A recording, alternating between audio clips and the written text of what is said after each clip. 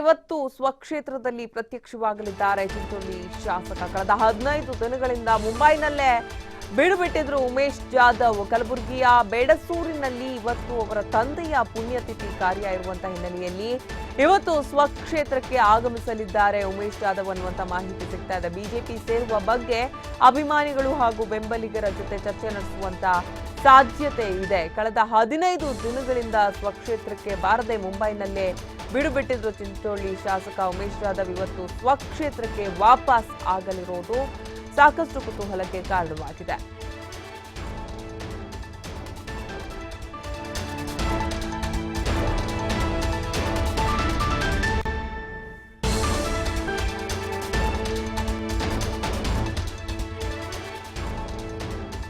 ಕಳೆದ 15 ದಿನಗಳಿಂದ ಮುಂಬೈನಲ್ಲೇ ಬೀಡು ಬಿಟ್ಟಿದ್ದ ಉಮೇಶ್ ಜಾಧವ್ ಇವತ್ತು ಸ್ವಕ್ಷೇತ್ರಕ್ಕೆ ಆಗಮಿಸಲಿದ್ದಾರೆ. ಕಲಬುರಗಿಯ ಬೆಡಸೂರಿನಲ್ಲಿ ತಂದೆಯ ಪುಣ್ಯತಿಥಿ ಕಾರ್ಯ ಇವತ್ತಿದೆ. ಹಾಗಾಗಿ ಸ್ವಕ್ಷೇತ್ರಕ್ಕೆ ಆಗಮಿಸ್ತಾ ಇದ್ದಾರೆ ಉಮೇಶ್ ಜಾಧವ್ ಅನ್ನುವಂಥ ಮಾಹಿತಿ ಇದೆ. ಇನ್ನೊಂದು ಕಡೆ ಬಿಜೆಪಿ ಸೇರ್ತಾರೆ ಅನ್ನುವಂತಹ ವದಂತಿ ಹಿನ್ನೆಲೆಯಲ್ಲಿ ಬಹುತೇಕ ಅಭಿಮಾನಿಗಳು ಹಾಗೂ ಬೆಂಬಲಿಗರ ಜೊತೆ ಚರ್ಚೆ ನಡೆಸುವಂತ ಸಾಧ್ಯತೆ ಇದೆ ಅಂತ ಹೇಳಲಾಗ್ತಿದೆ.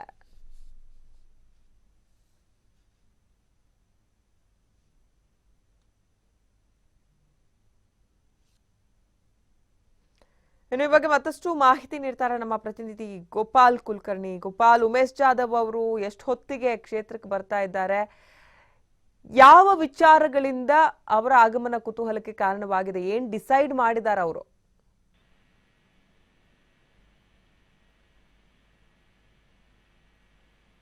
ಗೋಪಾಲ್, ನನ್ನ ಧ್ವನಿ ಕೇಳಿಸ್ತಿದ್ಯಾ? ಕಲಬುರಗಿ ಜಿಲ್ಲೆ ಚಿಂಚೋಳಿ ಶಾಸಕ ಉಮೇಶ್ ಜಾಧವ್ ಅವರು ಕಳೆದ 15 ದಿನಗಳಿಂದ ಏನು ಮುಂಬೈಯಲ್ಲಿ ಅಜ್ಞಾತವಾಸದಲ್ಲಿದ್ದರು. ಅವರು ಕಾಂಗ್ರೆಸ್ನಿಂದ ಈಗಾಗಲೇ ಮುನಿಸಿಕೊಂಡು ತಾವು ಒಂದು ಮುಂಬೈಯಲ್ಲಿ ನಿಲ್ಸಿದ್ರು. ಅದಕ್ಕೆ ಇಲ್ಲಿ ಕ್ಷೇತ್ರದ ಜನ ತುಂಬಾನೇ ಕಾಯ್ತಾ ಇದ್ರು. ಸೊ ಹೀಗಾಗಿ ಕೊನೆಗೂ ಏನಂತ ಹೇಳಿದ್ರೆ ಕಳೆದ ರಾತ್ರಿ ಮುಂಬೈನಿಂದ ಓಡೋಡಿ ತಮ್ಮ ಸ್ವಗ್ರಾಮ ಬೆಡಸೂರಿಗೆ ಬಂದಿದ್ದಾರೆ. ಸೊ ಈ ಬೆಡಸೂರಲ್ಲಿ ಇವತ್ತು ಬರುವಂತ ಮುಖ್ಯವಾಗಿ ಏನಂತ ಹೇಳಿದ್ರೆ ಅವ್ರ ತಂದೆ ಒಂದು ಪುಣ್ಯತಿಥಿ ಕಾರ್ಯ ಇದೆ. ಸೊ ಆ ಕಾರ್ಯದಲ್ಲಿ ಭಾಗಿಯಾಗ್ಲಿಕ್ಕೆ ಉಮೇಶ್ ಜಾಧವ್ ಬಂದಿದ್ದಾರೆ.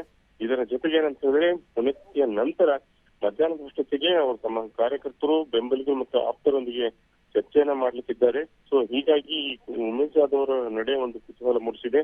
ಯಾಕಂತ ಹೇಳಿದ್ರೆ ಈಗಾಗಲೇ ಬಿಜೆಪಿ ಸೇರ್ತಾರೆ ಅನ್ನೋ ಮಾತು ಎಲ್ಲಾ ಪಕ್ಕ ಆಗಿದೆ. ಆದ್ರೆ ಅಧಿಕೃತವಾಗಿ ಶಾಸಕರೇ ಹೇಳ್ಬೇಕಾಗಿದೆ. ಸೊ ಹೀಗಾಗಿ ಇವತ್ತು ನಡೆಯುವಂತ ಒಂದು ಬೆಂಬಲಿಗರ ಸಭೆ ಬಹಳ ಮಹತ್ವಪೂರ್ಣದಾಗಿದೆ. ಇದು ಅವರ ರಾಜಕೀಯ ಜೀವನದಲ್ಲಿ ಒಂದು ಮಹತ್ವದ ಒಂದು ತಿರುವನ್ನು ಪಡೆದುಕೊಳ್ಳುವಂತ ಎಲ್ಲಾ ಸಾಧ್ಯತೆಗಳಿದೆ ಅಂಕಿತಾ.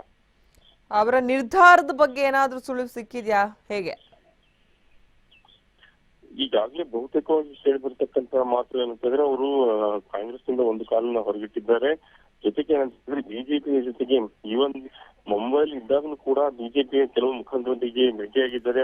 ಆ ಮೂಲಕ ಮಹಾರಾಷ್ಟ್ರ ಸಚಿವರು ಮತ್ತು ಮಹಾರಾಷ್ಟ್ರದಲ್ಲಿರ್ತಕ್ಕಂಥ ಕೆಲವರ ಮೂಲಕ ಬಿಜೆಪಿ ಹೈಕಮಾಂಡ್ ಜೊತೆಗೆ ಸಂಪರ್ಕ ಬೆಳೆಸಿದ್ದಾರೆ, ಚರ್ಚೆ ಬೆಳೆಸಿದ್ದಾರೆ ಅಂತ ಹೇಳಿ ಗೊತ್ತಾಗಿದೆ. ಮಾನಸಿಕವಾಗಿ ಅವರು ಬಿಜೆಪಿ ಹೋಗ್ಲಿಕ್ಕೆ ಸಿದ್ಧರಾಗಿದ್ದಾರೆ. ಜೊತೆಗೆ ಏನಂತ ಹೇಳಿದ್ರೆ ಈಗ ಅವರು ಯಾವುದೇ ಒಂದು ಅಧಿಕೃತವಾಗಿ ಇಲ್ಲಿವರೆಗೆ ಹೇಳಿಕೆಯನ್ನ ಕೊಟ್ಟಿಲ್ಲ. ಸೊ ಇವತ್ತು ನಡೆಯುವಂತಹ ಒಂದು ಸಭೆಯ ನಂತರ ಏನಾದರೂ ನಿರ್ಣಯ ತೆಗೆದುಕೊಳ್ತಾರೆ ಅನ್ನೋ ಮಾಹಿತಿ ಸ್ಪಷ್ಟ ಆಗ್ತಾ ಇದೆ. ಓಕೆ, ಧನ್ಯವಾದ ಗೋಪಾಲ್ ಕುಲಕರ್ಣಿ ತಮ್ಮೆಲ್ಲ ಮಾಹಿತಿಗಾಗಿ.